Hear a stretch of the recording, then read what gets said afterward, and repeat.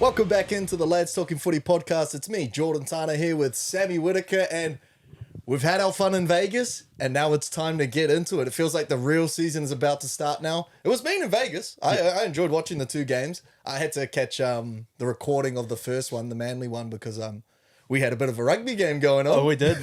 I'm still sore, but yeah, look, I've stayed in my Manly kit since the weekend. I've just been sleeping in it non-stop, and I'm so proud of the boys. But yeah, the body is pretty sore. For you guys that are listening and don't know us sort of personally, me and Jordan are part of the Silverdale Under-80s Fives team together, and we had our believe first, it or not. Neither of us under 85. No, not quite. But we had our first hit out on the weekend and beat one of the top Auckland sides as well, which was pretty cool. So if you're a local when the season starts, come down and have a watch.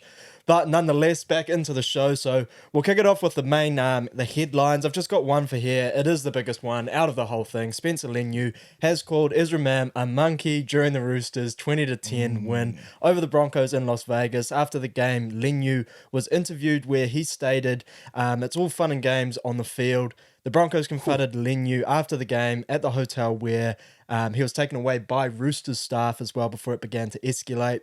It's looking like he'll face between a 6 to 8 week suspension from what I've seen, with Latrell calling for something over half the season to set an example of this incident. What are your thoughts around this? Okay, I'm gonna. This is a slippery slope, I'm gonna be as honest as I can.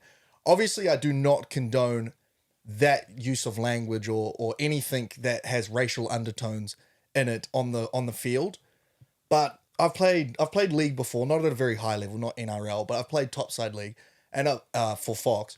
Not Fox, Sharman, sorry. Yeah. And you do hear certain things being thrown around, especially to people of Spencer Leniu's community. Like, you do hear racial remarks going towards them, like coconut and stuff like that. Yeah. So, I mean, it is, on one hand, you go, he should know better. He's probably experienced something like that, and he shouldn't, throw those sort of words around.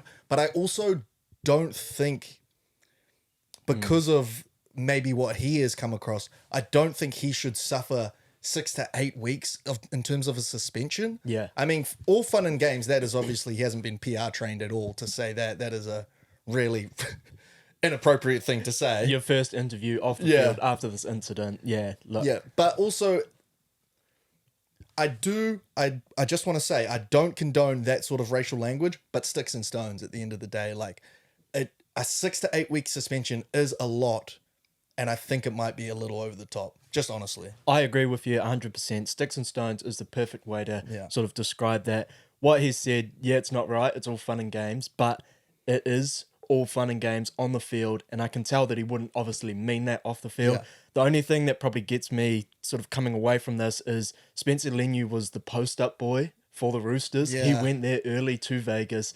He was surrounded by all of it, and he's taken one from the back page of the JWH handbook or something, and he's pulled that one out. But it's very, very messy how this is all playing out. The whole racial thing has no part in the game, but trash talking, that does have a part in the game. So I do understand it's all fun and games on the field, but pick your battles and pick your words a little bit better. Listener questions. We're going to bring this segment in every now and then. So we've got one from our good friend at Machudan. He wants to know, is Ezra Mam the best hitting half? So the first thing when I saw this, first one that came to mind is straight away, I just thought Chris Sando. I know it's not straight away, I know it's not relevant players right now, but in terms of just best hitting halves, they just jog my memory straight back to Chrissy Sando, and that boy used to whack some guys. And there wasn't much to him either. He was probably about 5'6" max. Like, he was a short guy, but a little cannonball. He used to throw himself right under people's rib cages. He did come off second best trying to do it on Greg Inglis one time. I remember he went flying, but yeah, Chrissy Sando was a good one. I'm trying to think out of current players. Mam was in the weekend putting his hand up for that, reputation, because he was putting some good shots on. The one that came to my mind sort of is Nathan Cleary. I know he comes out and he will try and put those shots on, and sometimes he does connect. Sometimes he gets himself a suspension with them as well. But Nathan Cleary. I just thought of one. If we're still considering a half, I know he might be in the midfield this year for the Rabbitohs, but Jack Whiten can put a shot on. Do you remember that shot he did as a fullback where I can't remember who broke the line, but he just comes flying up and absolutely smokes him. So I'm going to go with Jack Whiten. Nice. I like it. So yeah, like I said, we'll be flicking out questions every now and then. Send them in. If they're funny, if they're not, just breaks up the show a little bit and adds a little bit of diversity, I guess, if you want to it. Telegram recap, we had a doozy of a weekend, 12 unit stakes with a 0 collect. We fell 1 tick short on pretty much every single bet, which was unfortunate. It's on to the next. It's round 1. It's a long season. As for accountability, though, I had Cody Walker anytime try scorer in at $3.10. I went down there, and I had Ezra Mam anytime try scorer at $3.90. I went down there as well. Stats don't lie, multi. Tolu Kola anytime try scorer into total points over in the Broncos Chooks game. We went down there as well. So Vegas might have paid for some. It didn't pay here. The house always wins, especially in Vegas. I think I picked the Seagulls to win 1-12, which a late Rabbitohs try put that over. And then obviously Roosters upset my Broncos -4.5, I believe. So 1 from 2 for the picks. Nice. Moving into power play of the round. So power play of the round is just going to be a highlight from the recent round that we're going to bring up and sort of just highlight it. Brought to you by TBC Live. So TBC Live is an Aussie startup company at the forefront of transforming the rugby league viewing experience into an interactive journey.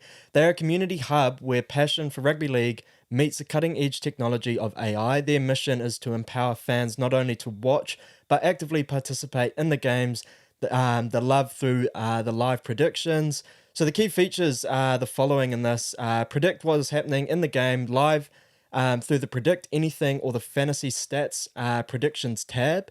You can banter with the community, start threads and share your insights, win weekly prizes and rise up the leaderboard, get AI-driven insights via their purpose-built chat room in the beta version or through the actual live NRL and player data tab within the app. So if you're following along with that, the TBC Live is an app. It's similar to your NRL tipping app where you can go on there and you can pick your NRL tips and line up your show. As soon as the game starts, you click live and you jump into a chat room where you can make predictions throughout. You can talk to random guys. We've got BKR Sport, the Cast Patrol. You got Rando, who's dropping stats throughout the whole game.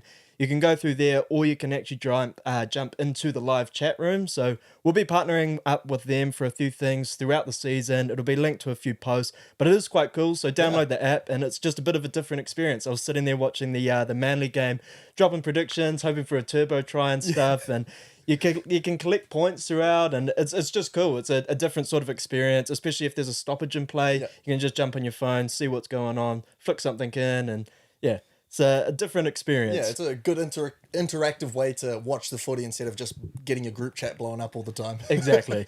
Moving into my power play of the round, though, Joseph Manu's flick pass behind the back to Junior Polgo. He was fending off Arthurs, and Cobo comes in from the back to try and help with the tackle, and he just stuck that big right arm out, flicked it around the corner. Man, Manu the magician, I thought we were in Las Vegas, but he was Houdini out there. It was absolutely spectacular, and he went for it again not long after that either. Joey Manu, man, he was the superstar of the Vegas weekend, man. He put on an absolute show. I've actually got my power play from Joey Manu as well. It was a little bit later on in the game. I'm a big NBA fan, and one of the best highlight plays you can do as an NBA player is an ankle breaker, and Joey Manu whipped out what looked like a Kyrie Irving crossover on Ezra Mam. Oh, no, it was Selwyn Cobo, sorry. Yeah. Don't mean to throw Ezra Mam under like that. But Selwyn Cobo, he got left for dead. He stepped off the right to have Cobo leaning one way, and then kind of like Kyrie would brought it back with a big left foot step that had Cobo touching earth. So absolute fantastic power play from Joey Manu. Ankle breaker. I love to see it. He had a hell of a round as well because he had the intercept earlier on too. So performance, he had some power plays throughout it. Big moments. My performance of the round, Lukey Brooks. I got the jersey on. He's copped a lot of shit over the years for performances with the Tigers. And I tell you what, it's pretty hard to play a good game when you are on the back foot. You're battling to try and create something and having it all fall on your shoulders week in and week out. But wow. 1 try, 2 tackle breaks, 1 line break assist, and 102 run meters in your debut for a new club in Las Vegas, in the bright lights, the big city. Everyone's waiting for the big flop. It was an experiment that even I was a little bit skeptical on. How's this going to go? Yeah. But right from the beginning, it looked really good. Yeah. DCE can do his thing and Brooks can do his thing. And they managed to just gel together after that as well. Brooks has got a fantastic kicking game. He can take that pressure off DCE as well. Yep. And they can really control their two sides. Luke Brooks has played a lot of halfbacks, so he knows how to get his team to certain points on the field. He knows what they're going to be doing. Man, I was sitting there, I was barred up, looking at Luke Brooks. Fantastic. I was super impressed. Yeah, and I haven't been too high on Luke Brooks from last year because his performance with the Tigers wasn't very good, but I just had a feeling this combination would work with DCE and what he does on the field. It would open up Luke Brooks' running game, and then obviously, like you said, his kicking game complements DC when he can't get in those positions to, fire it off himself. So Luke Brooks, it was amazing to see him step up the way he did, and Manly, fly birds fly. They're looking good, bro. They're looking very, very good. I hope the Warriors can look the same. The one thing I was worried about leading into that is we got Burbo in there. I was a little bit worried about how that left edge is going to go. But if Shuey's going to have these issues throughout the season, leave Benny there, man. He looked very good. Very and impressive. let that left edge develop because you got Kohler on that left now, Garrick on the right. It's looking very lethal. Very sharp. And Burbo has made a lot of fantasy owners pretty happy because he's looking like a good moneymaker. Hey, my performance of the round is going to go to James Tedesco from the Roosters, and it could have gone to a number of guys from the Roosters, especially Joey Manu. I think he was probably the superstar of the weekend, like I said. But James Tedesco, this performance was fantastic because everyone has been trying to write him off for the last couple of years and find the successor to that number 1 jersey in New South.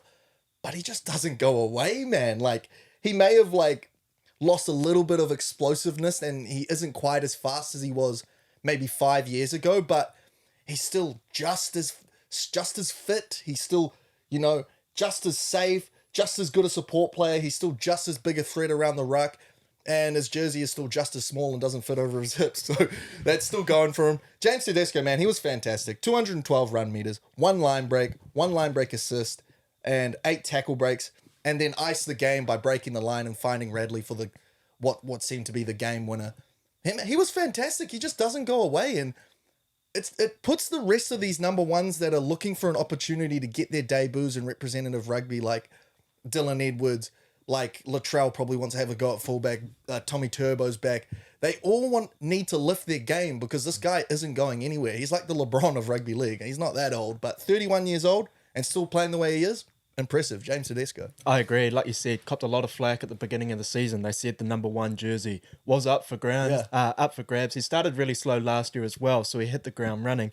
If you stuck around and you watched the post-game interviews after the game, they were talking to him about that. And so Teddy actually spent a little bit of time with sprint coach Roger Fabry, with Dom Young, with Jason Saab, with Ruben Love from Super Rugby, who is absolutely carving it up at the moment. And he wanted to put a lot of emphasis into his preseason and preparing himself for this year. And man, he's kicked it off absolutely fantastic. Takeaways. Jordan, what was your takeaway from the round? I've just got the one takeaway, kind of a cheesy takeaway, but I was watching those games and I thought rugby league is the best sport, man. And they made a perfect decision to go over to Las Vegas and introduce it to the American market with the teams that they picked, because what you saw from both of those games was everything that you get out of a rugby league game. There was athleticism, there was long-range tries, there was speed with Jason Saab getting runaways, Lachlan Ilias doing a good job to track him down. He had an absolute angle, but still, it was a great effort from him. There was big hits coming in. Patrick Carrigan and who was the guy on the Roosters? Victor Radley. They were both going at it. Huge hits from their sides. And then there was also amazing skills with, like you said, Joey Manu doing the flick pass and then doing the ankle breaker crossover as well. So it had everything wrapped into what you get from a rugby league game put on display for these Yankees. And hopefully, it gets a little bit of an uptick in promotion for them. I'd love to see the figures from it because they're going over there and they're going to be investing a lot of money in this, but they're not going to want to make a big return from this. But I want to know what their target point is. Like, where are they trying to break that market? I've heard a lot of things about the World Club Challenge potentially being played there alongside the 2 openers, just to give some of the UK supporters sort of branch them in, a bit more of a spectacle. I mean, I didn't really watch the Club Challenge. I wasn't too fussed on seeing what the Panthers are going to do against Wigan, I believe they played. It'll be interesting to see what they do. In terms of the teams as well, I think, was it a 5-year deal that they've got in Vegas moving forward, something that's locked in for the next 5 years? What teams are going to play there? Because I've seen a lot of stuff. It should just be top 8 teams and sort of recycle from there. Because look, I'm sorry, we're not going to send the Tigers versus the Nah, Dragons no, over no, there no. to open. Yeah. So yeah, it will be interesting. As for the Vegas spectacle as well, I thought it was really good. It was really cool to see sort of just even all the commentators sort of like cutting loose a little bit, letting their hair down, really enjoying themselves. JT was right amongst it. He was down there kicking goals and stuff. Cheese after the game as well. He was fantastic. His post-game interviews are fantastic anyway, but it was just really good. It was a good feel. It embodied the rugby league culture because it is like loose and funny. Like the Sunday footy show has been a staple for rugby league since the beginning of time. Now it's the Matty John show. It's like a loose, fun vibe of a sport, and then the sport itself is real physically demanding and shows great athletic prowess. So it was a perfect way to showcase our sport. And what a fantastic sight to see all these teams dotting down today. And no media headlines. We haven't had anyone besides obviously the Spencer Leniu debacle, but there's no cuffed out Paddy Harrigan and Adam Reynolds biffing out at a bar or anything. The boys must have let their hair down, I'm sure, but they kept it under wraps as well, which was good to see. Now let's jump into it. So NRL round 1, part 2, I guess you want to say. So all of these odds are accurate as of Tuesday at 6 p.m. Before we get into it, 7 of the 8 games last year all ended in a 1-12 margin. We had 2 on the weekend to begin with. They were 1-12 margins, so it'll be interesting to see what the rest will contain. All right, the Knights, they take on the Raiders at McDonald Jones Stadium. The Knights are $1.42 favourites with the Raiders, $2.90 underdogs, and the line is sitting at 7.5. So for the Knights, Crossland to start, expecting big things this year from Leo Thompson in the middle. Inari Tuala, he replaces Dom Young's spot on the wing. As for the Raiders, Rapana at fullback with Savage on the wing. Strange gets first crack at the 6th jersey, and Morgan Smithies starts at lock for them as well. So for the Raiders, they have a 5-19 record at McDonald Jones Stadium. The Knights have won their last 3 games against the Raiders and have won 4 of their last 5 against them at home as well. I'll be taking the Knights here. I think they'll want to kick off with a very, very big bang. Good battle up front, though, expecting big things from Tarpenny this year, so it'll be interested to see how those boys can set the platform for their guys. As for me, best bet in this one, Greg Marju. He's scored 4 tries in his last 3 games against the Knights. I'm locking him in here at $1.91. Yeah, so I've actually just gone all money lines this week because it's so hard and so uncertain at this time of year to know how going to go. Yeah, to know how much teams are going to beat other teams by. So I've actually just stuck to money lines. But I am also going the Knights. The Knights, full strength side and similar team to last year versus the Raiders with some key losses. Strange in for Whiten. He's a good player, but a young player and more of a centre on this come up. So that's a question mark there. Smithies in for Horsburgh. Horsburgh was a key piece for them. How injured is he? Is he going to be out for a while? I'm not sure exactly what it is with him. So yeah, I guess we'll see how we go. Another young guy in a key position. And like you said, the Knights are very strong at home. 10-2 home record last year, including a playoff win against the Raiders.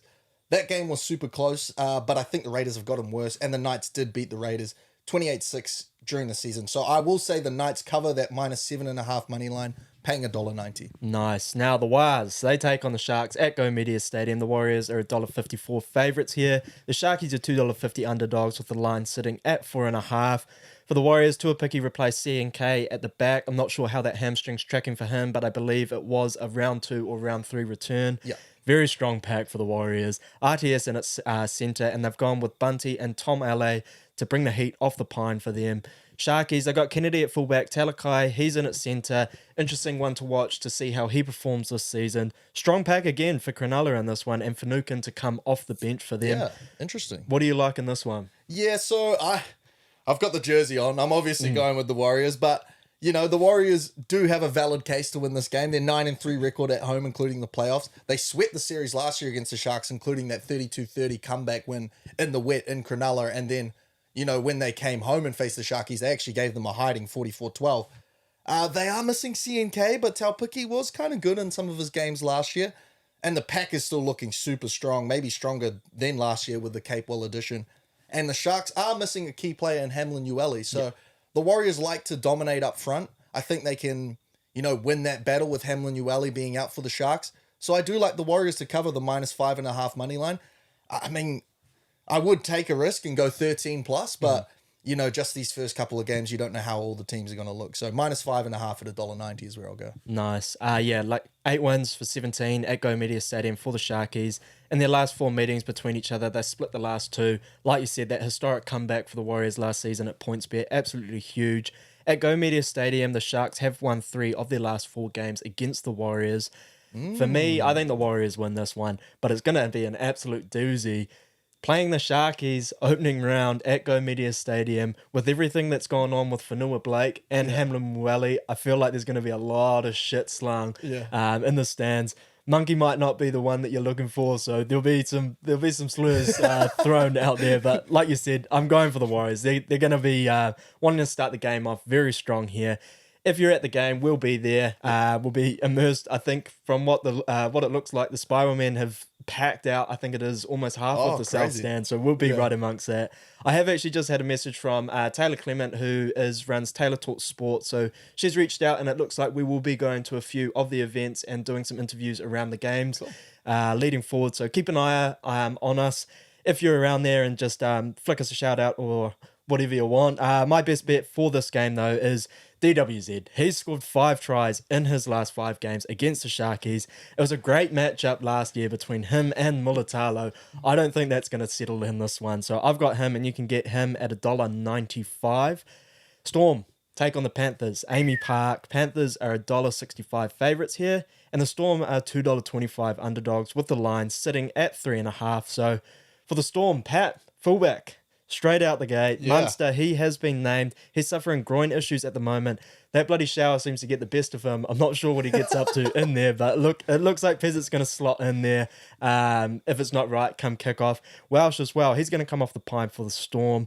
Panthers, strong as hell, man. Looking through that pack right to begin with. Taylor May in the centres. Luai starting. Luke Smotherin, he'll be starting at hooker for Mitch Kenny, who's suffering his suspension from his Boxing Day antics, and Sony Luke to come off the bench for them.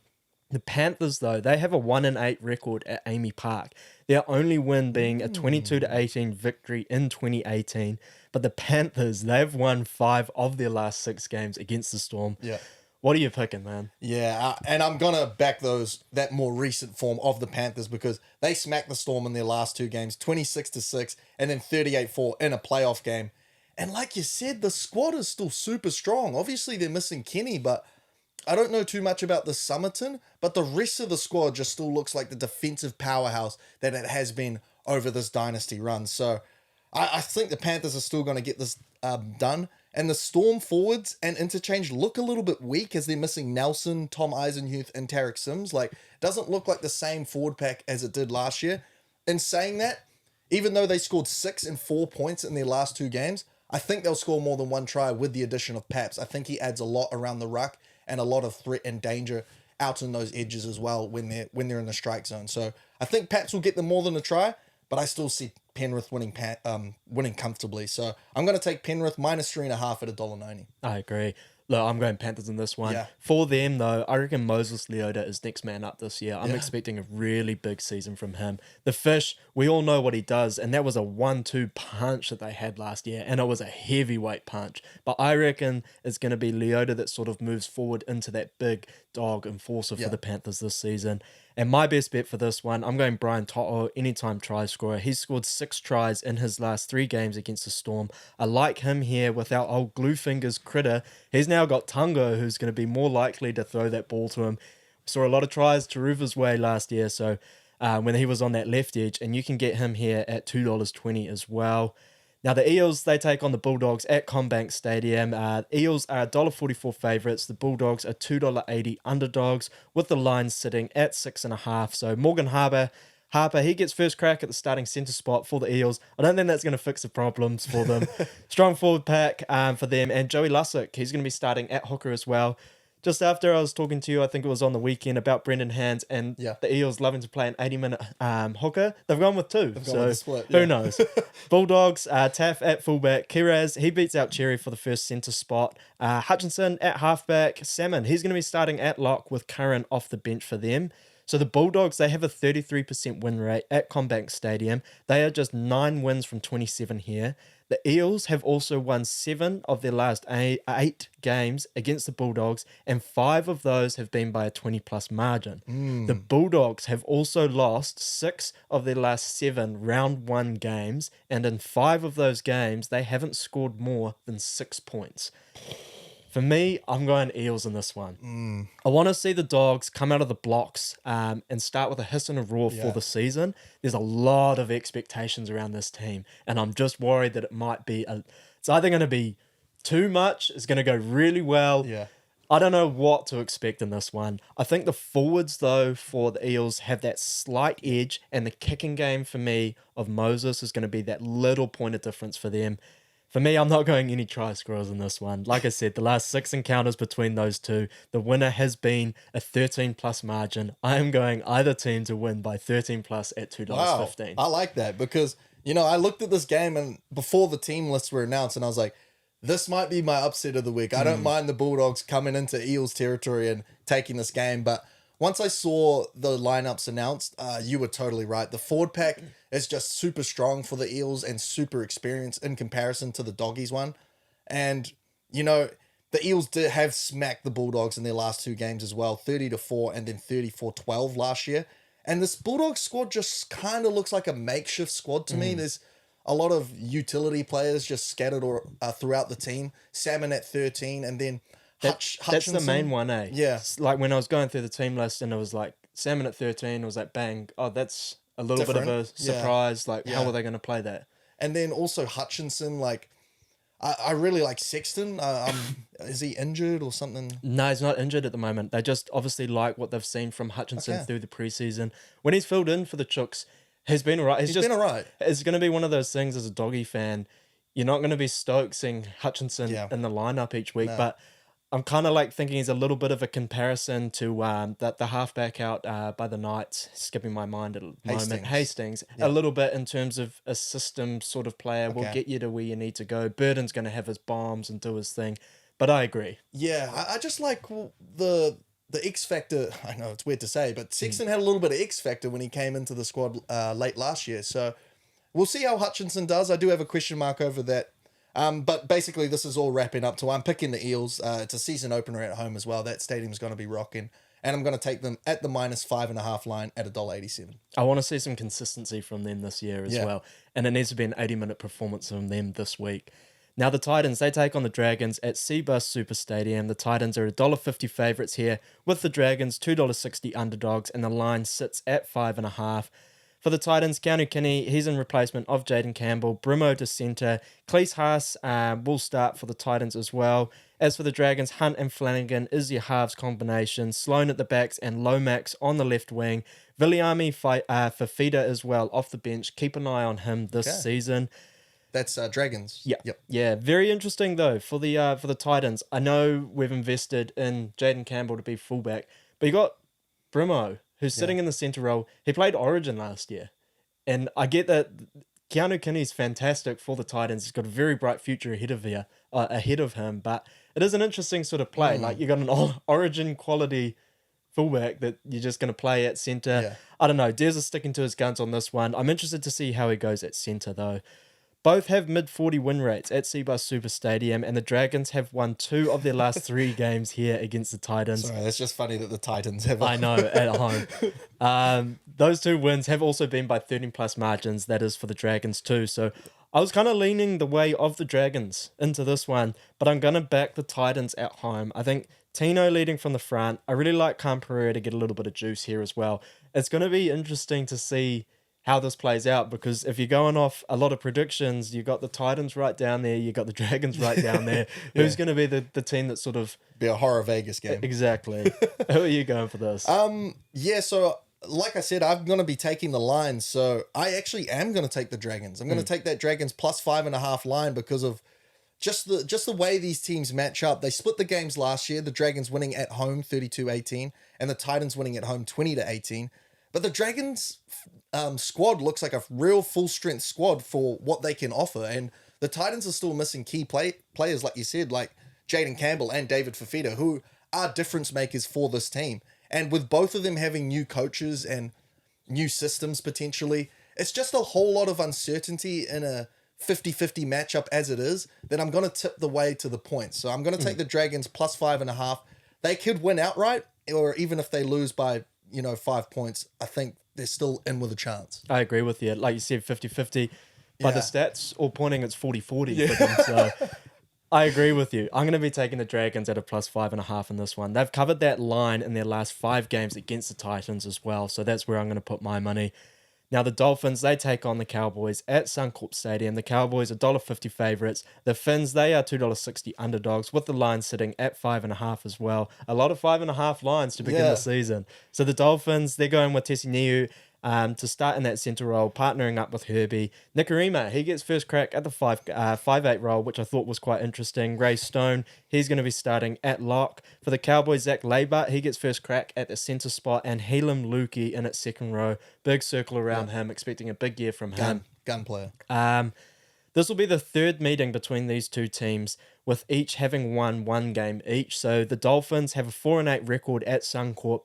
That was last year, and shocked all of us with that 28-18 win against the Roosters in round 1. That was also at Suncorp. So, look, I'm going to take the Cowboys. This one, it'll be a very good gauge to get on them defensively this year and how it's all going to play out. And I'm going to be watching Dearden and Drinkwater in this one especially.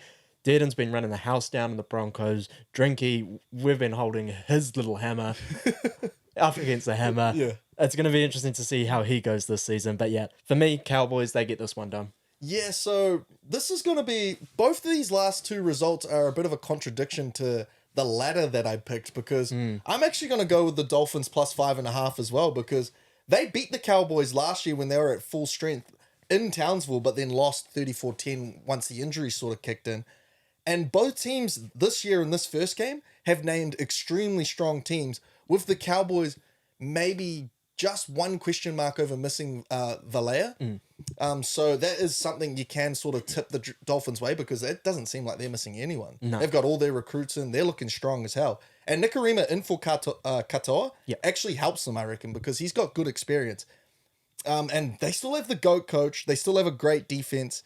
And a great defense is always a great foil for a great offense, which the Cowboys sort of hang their hat on. So I'm actually going to back the Dolphins to get an upset and probably cover that 5.5 line at $1.90. I like it. My best bet for this one, the right wing for the Cowboys has scored 3 tries in the last 2 times that these two have played each other. That right wing will be Kyle Felt, so you can get him anytime at $2.35. And you know he loves going in the right corner at Suncorp. Exactly. So that's where I'm going to be going. Just quickly before we move on, Dolphins depth, like it looks fantastic for them. You know, you've got a brand new team that was introduced in last year, the injuries that they all suffered, and then they come into this one, the signings that they've had this year, fantastic signings, young up-and-coming guns. They've really got a centerpiece around Hammer. They've got these young halves in O'Sullivan, and I know Katoa's not starting at the moment, but he's really coming through the system for them. Fantastic to see what they're doing in Redcliffe. It's looking like a real team, all these other teams. You know, they have their centerpiece, like you said, like a Pappenhausen or a Cleary, and then it's all good pieces scattered around it. Last year it was just Hammer and then a couple of old guys that they took from other teams. But now with Herbie Farmworth, Tom Flegler, it's starting to look like a real team. And I would not be shocked if they can creep into the top 8. I didn't have them there in my predictions, but it's looking like a strong team. They're going to be a headache for a few teams this season. Now, the best bets for this one, I've got Greg Marju anytime against the Cowboys, $1.91. DWZ anytime up against the Sharkies, $1.95. Brian To'o anytime against the Storm, $2.20. I reckon that's some fantastic value in that one. Either team to win 13 plus at $2.15 in the Eels versus the Dogs game. Dragons plus 5.5 up against the Titans, $1.95. And Kyle Felt anytime against the Dolphins at $2.35. Yeah, so we've got the money line multi going for me. We've got Knights minus 7.5 at $1.90. Warriors minus 5.5 at $1.90. Panthers minus 3.5 at $1.90. They're probably all going to be around $1.90. No, they're not. Eels minus 5.5 at $1.87. Dragons plus 5.5 at $1.90. And then Dolphins plus 5.5 at $1.90. Yeah, I like it. The MLM, the money line multi from Skeen.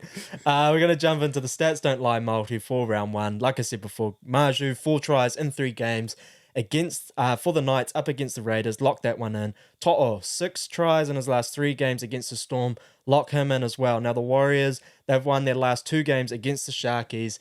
It's at Mount Smart. It's round 1. RTS. It looks absolutely packed. I'm going to go them head-to-head. And Jermaine Asako, he has scored 5 tries in his last 2 games for the Dolphins against the Cowboys. He's going to be anchoring us there. So we've got Maju, To'o, Asako, all anytime, Warriors head-to-head, and that's paying $15.20. So the stats don't lie. Let's see how we go on that one. That wraps up another show from us. So hope you enjoyed that. Hope you enjoyed Vegas round as well. If you're floating around, jump in, flick us a few questions and stuff on the stories. Subscribe to us on YouTube. Everything's going up there regularly. Hope you enjoyed the show. We might see you at Mount Smart. Otherwise, we'll see you next week. Up the wires. Peace.